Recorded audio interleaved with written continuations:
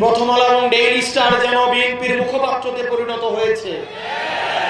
গতকাল এনসিপির ম্যানিফেস্টো প্রকাশ করলো, আমার দেশ ছাড়া প্রথম আলো ডেইলি স্টার একটা শব্দ এই ম্যানিফেস্টোর জন্য ব্যয় করে নাই। এগুলো ইতিহাসের দায় থেকে যাবে।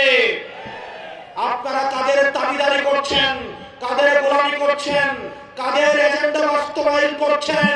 জনগণ এখন সচেতন, জনগণ এসব বুঝে। আর জনগণ যদি জাগে তখন পালানোর জায়গা পাওয়া যায় না।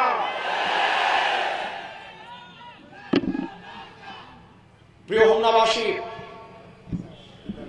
তিতাসবাসী, আপনাদের সামনের যে নির্বাচন রয়েছে, এই নির্বাচনে আমাদের নারীদের ভূমিকা, আমাদের মায়েদের ভূমিকা সবচেয়ে বেশি গুরুত্বপূর্ণ।